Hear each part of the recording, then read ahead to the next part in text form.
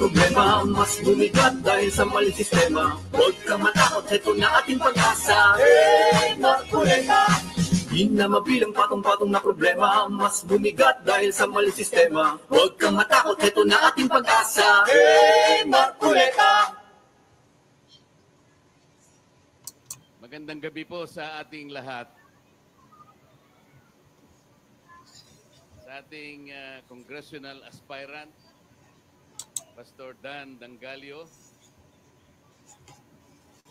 sa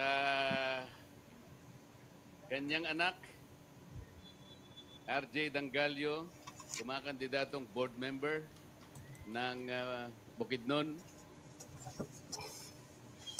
sa ating gubernatorial aspirant, si Mayor Azucena Huerbas, probinsya ng Bukidnon, sa ating mayoralty aspirant, board member Rodrigo Rosal, at kay Julius Huerbas na kumakandidato na vice mayor ng Valencia, Bukidnon. Napakasaya ko po ngayong gabi sapagkat nakakita na naman ako ng napakaraming tao na kapag tinitingnan mo yung mga muka, nasasalamin ko din ang nilalaman ng kanilang puso. Tapat na tapat. Malayong malayo sa mga kasama ko sa House of Representatives. Doon.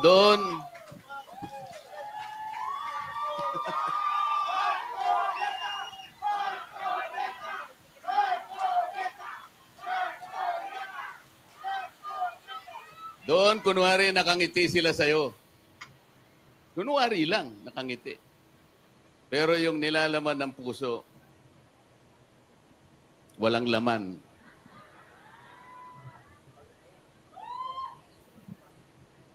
Kasi po,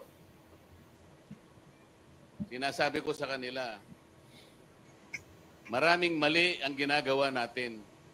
Dapat ang gawain natin, ibase natin sa ating mga tuntunin. Meron tayong House Rules and Regulations. Kagaya ng ginagawa ninyo sa ating Vice President. Ang ating Vice President ay ibinoto ng mahigit na 32 million Filipinos. In-impeach nila yung Vice President. Walang basihan ang impeachment. Bakit po?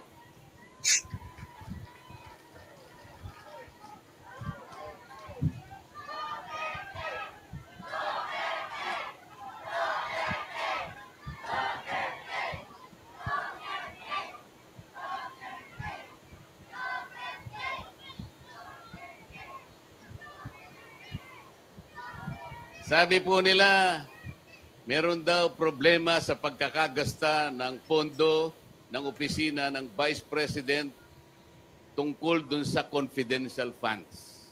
Yun po ang kanilang sinasabi. Yun po yung aligasyon. Sabi ko sa kanila, o sige, gawin natin. Pero, isama natin yung mahigit na 400 offices na meron ding confidential funds.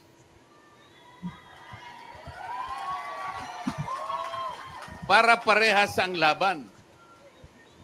Hindi mabuti na isa lang ang tatargetin mo. Matalino ang mga Pilipino.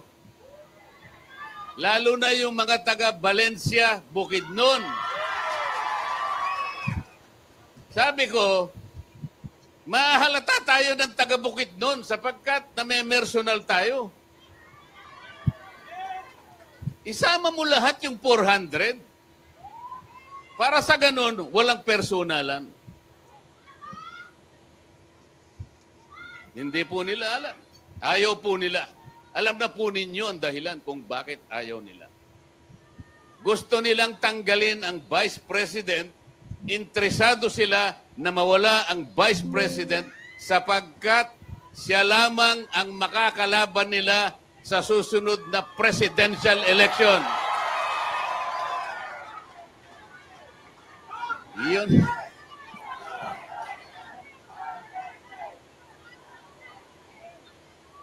Akala naman nila, maloloko nila yung taga Valencia Bukidnon.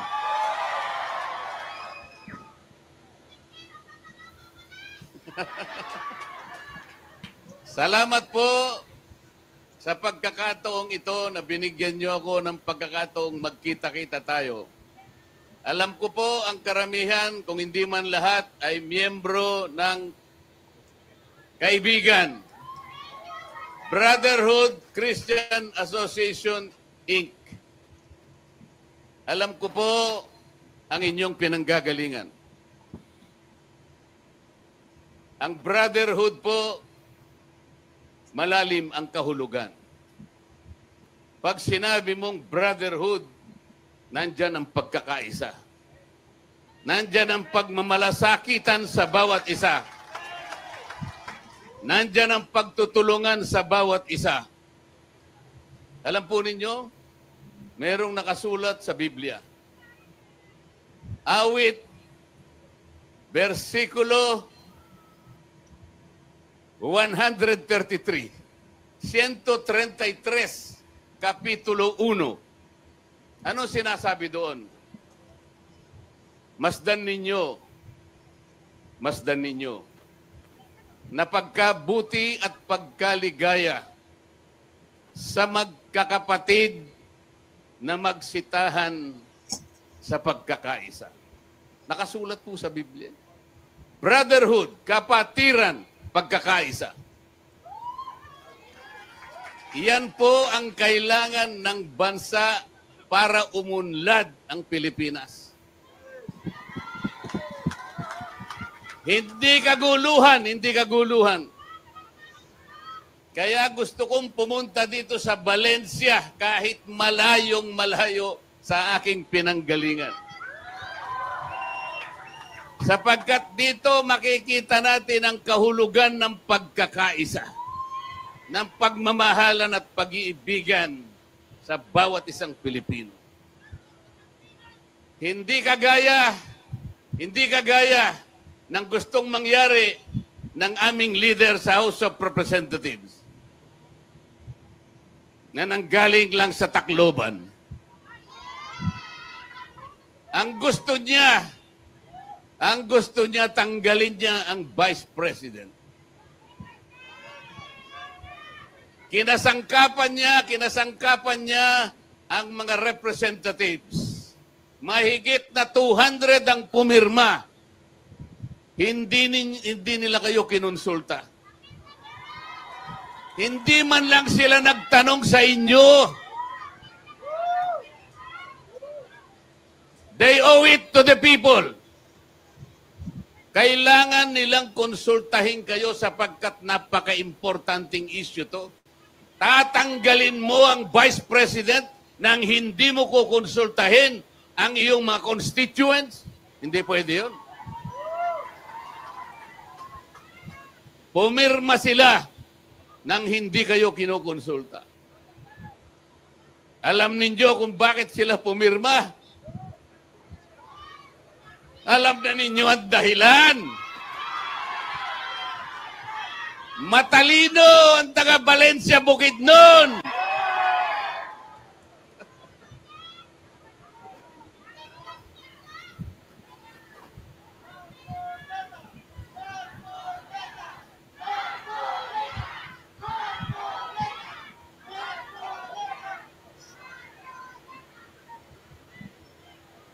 Sa Biblia, meron pang binabanggit sa tunay na magkaibigan. Alam ni Pastor Dan ito. Si Jonathan, anak ni Haring Saul, kaibigan ni David na naging hari ng Israel. Itong dalawang ito, si Jonathan at saka si David, BFF. Magkaibigan. Sanggang dikit. Ganon dapat. Ganon dapat tayong Pilipino nagmamalasakitan. Alam nyo, nung mamatay si Jonathan sa labanan, umiyak si David. Yung anak ni Jonathan, kinupkup niya. Ganon ang pagkakaibigan. Dapat sana pumunta rito yung aking mga kasama sa House of Representatives. Para makita nila ang tunay na kahulugan kung ano ang kaibigan at kung ano ang brotherhood.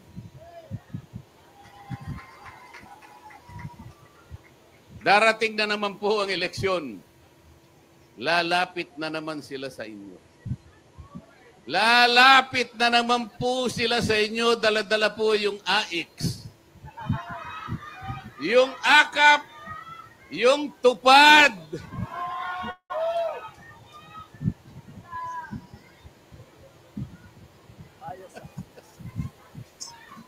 Bakit? Ang mamamayan ba ng Valencia Bukidnon, ang katapat niya ay konting perang ibibigay sa kanya?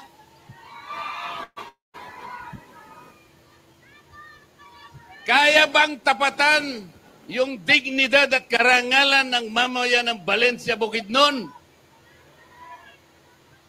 Kaya bang pasayahin lang kayo sa isang araw? Pagkatapos yung lahat ng araw, malungkot na kayong lahat. This is not how to govern the country. Hindi ito in governance. Hindi tungkulin ng congressman o senador na siya mismo ang magdala ng AX, ng AKAP, ng tupad. Kayabangan po yun, pagpapasikat yun. Hindi dapat mangyari yun. Kasi ang akala nila, pag inabutan po kayo ng konting pera, parang utang na loob nyo sa kanila. Hindi po ganun eh. Dapat kasi hindi na pinadadaan sa mga congressmen para hindi sila makapagyabang, para hindi nyo tanawin ng utang na loob.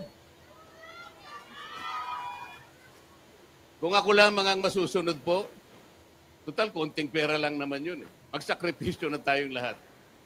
Pag lumalapit si congressman o kaya si senator, kandidato, kung kaya ninyong gawin, huwag na nating tanggapin. Kung kaya, ha? Kung gusto nyong tanggapin nyo. Total sa inyo naman yun eh. Pero huwag kayong magpapasalamat sa kanila dahil pera ninyo yan. Hindi nila pera yan. Hindi galing sa bulsa nila yan. Ngunit kung kaya ninyong huwag tanggapin.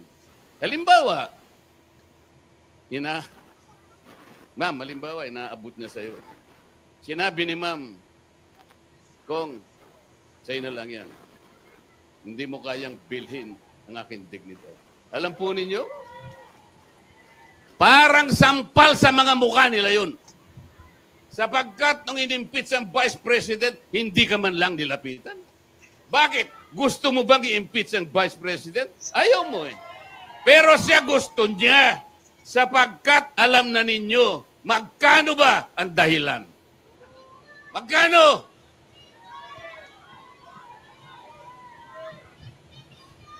Napakarami pong problema ng ating bansa. Baka hindi ninyo alam, pero alam ko, alam na ninyo. Ang presyo po ng pangunahing bilihin sa ating bansa ngayon, lalong-lalo na ang pagkain, napakataas po. May nangako dyan na 20 pesos per kilo.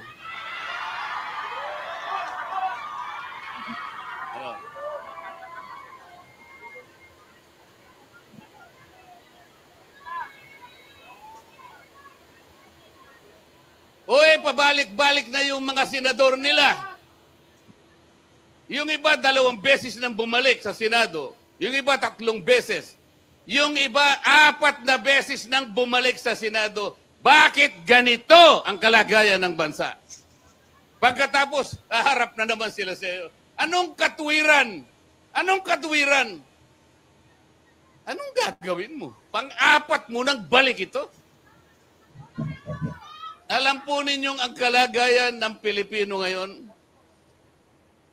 63% ng ating mamamayan ang nagsabi, mahirap po kami.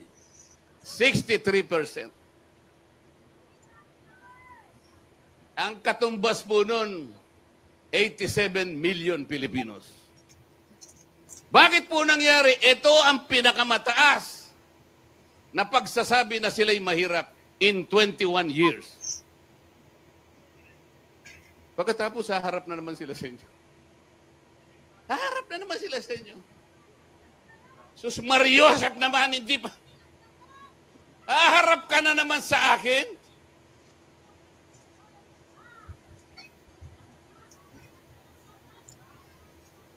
Talaga pong ganun ang...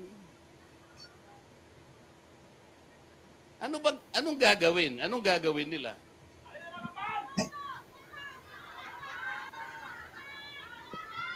Ang kuryente sa bansang ito ay pinakamataas sa buong Asya.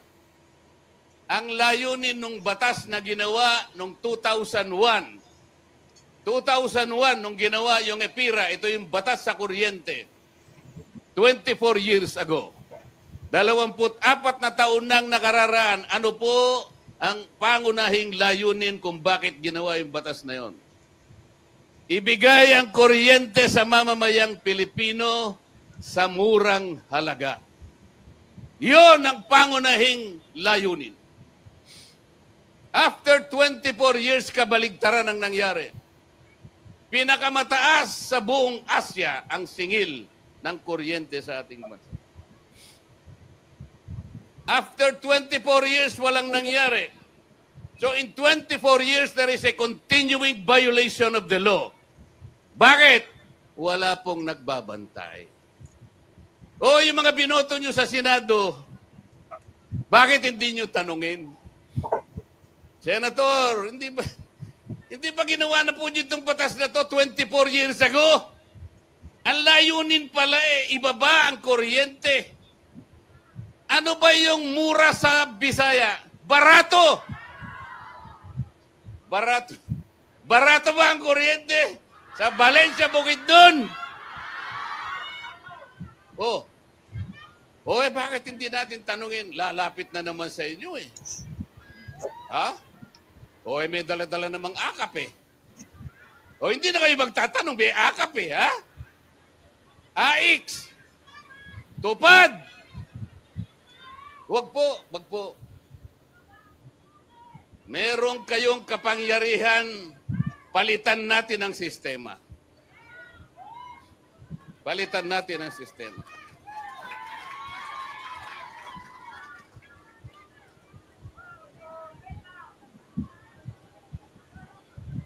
Alam po ninyo, nung ako'y inimbita ng isang asosasyon, kung tawagin ay Filipino Inventor Society.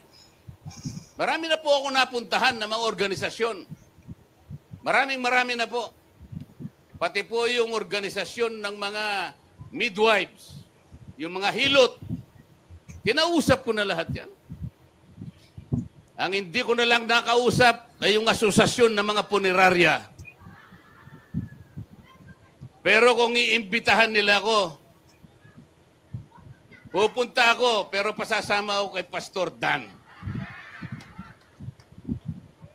Bakit ko po binanggit yung asosasyon ng Filipino Inventor Society? Kasi po, ang dami pa lang na-invento. Sila pa lang naka-invento ng karaoke. Sila pa lang naka-invento ng yoyo. Sila rin ang naka-invento ng bamboo incubator. Yung unsinkable portable boat, sila naka-invento nun. Yung 3-in-1 jeepney. Pati yung banana ketchup. Pilipino pa lang naka-invento. Napakarami. Alam po ninyo kung ano yung nakalimutan nila na imbentuhin? Tinanong ko sila eh. para hindi na ako nahihirapan ng mga kababayan natin tuwing eleksyon para piliin kung sino yung karapat-dapat. Kagaya ngayon, sa Senado, 65 ang kandidato, nag-withdraw na yung 3, 62 pa rin. Mahihirapan kayo ngayon, ang dami. Pero sabi ko sa kanila, kung naka-invento sana kayo ng aparato, parang yung scanner, yung pag pumupunta ka sa airport, dadaan ka doon. Pagka tumunog yun, teka, balik, sabi nung ano eh. Di pwede, balik. Kakapkapang ka lahat, di ba? Naka-invento ka sana ng aparato na kagaya nun. Padadaanin mo lahat ang mga kandidatong senador dyan sa aparato na yan. O ano sa palagay nyo? Yung aparato na yan, re-rejectin niya yung hindi qualified. Yun ang gusto kong aparato. Para wala ng problema. O, pagdaan ng mga senador ng administrasyon, ilan kaya ang marireject? Ilan po? Ilan? O, lahat, sabi. O, hindi ba madali ang trabaho natin? Yung aparato na yun, ilagay natin sa tapat ng COMELEC. Dumaan lahat doon. Palagay ko, pagka kaming lahat ay dumaan doon, ang makadadaan lamang doon, yung kandidato ng PDP laban. Yung iba reject. O, di tapos ang laban.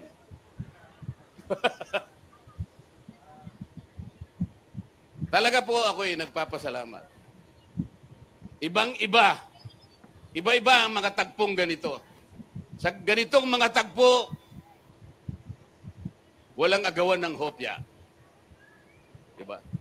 Walang awayan. Walang gulo. Kasi tapat. Tapat. Nakikita ko po ang pagtanggap ninyo sa akin. Kailangan po magpasya tayong lahat. Yung gusto na ma-impeach na nga pala, yung gusto na maalis ang Vice President, iboto ninyo yung administration candidates. Yung ayaw matanggal ang Vice President, iboto ninyo ang kandidato ng PDP laban. So, we have simplified the issue. Isang issue na lang. Dito o dito. Maliwanag po yun. Nagkakaintindihan po ba tayo? Kailangan po ninyo na magdala ng mga senador na magko-constitute ng susunod na kongreso. Yung paglitis nila sa Vice President ay matutupad sa susunod na Senado. Kapag walang number na tutulong sa Vice President, matatanggal nila ang Vice President. Ang kailangan para matanggal ang Vice President, 16 na boto ng mga senador. 2/3. 2/3. So kailangan maglagay kayo ron at least siyam.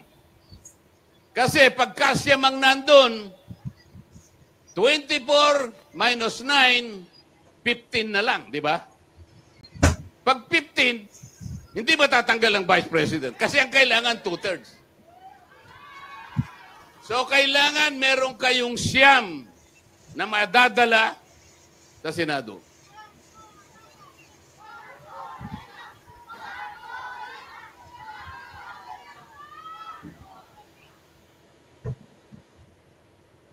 Mahirap po bang gawin yun? Mahirap po bang gawin na magdala tayo ng at least 9 senators that will defend the Vice President? Palagay ko nga po. Nasa atin lang po yun. Nasa atin lang po yun. kahit gaanong pera ang ibigay nila sa inyo, tandaan po ninyo ito. Pasasayahin lamang nila kayo ng isang araw. Isang araw, Diyos ko naman, isang araw. Hindi po yun ang kailangan ng Pilipino. Ang kailangan ng Pilipino, i-provide natin ang mga kondisyon para lumago ang kabuhayang pambansa. Magkaroon ng mga pagawaan, mga negosyong tatayo sa ating bansa. Para dumami ang trabaho, dumami ang pagkakakitaan ng tao. Yun ang gusto ng Pilipino. Ayaw ng Pilipino ng ayuda. Ang ayuda ay pwede lang pagka-krisis. Nasunugan, nabaha, binagyo, kailangan mong tulungan. Yan ang essence of brotherhood. Pero hindi sa normal na panahon. Hindi yung tuwing eleksyon meron kang ayuda, hindi po yun. Huwag po ninyong ipagbili ang inyong kinabukasan. Huwag ninyong ipagbili ang dignidad at karangalan ng Pilipino. Ang Pilipino, kahit mahirap ang buhay niya, gusto pa rin niya pagdating ng tamang panahon, makahulagpos siya doon sa tali ng kahirapan. Hindi niya ipamamana yon sa kanyang pamilya. Yan ang Pilipino. Walang palakpak.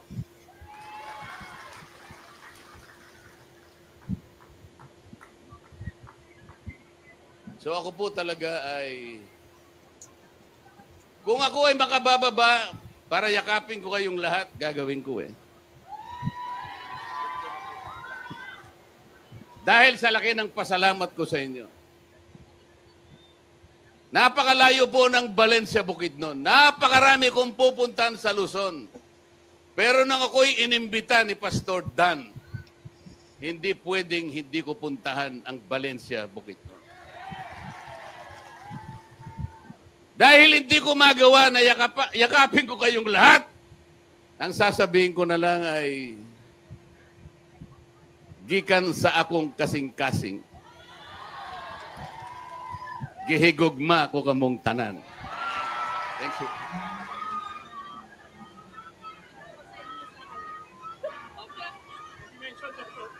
Opya!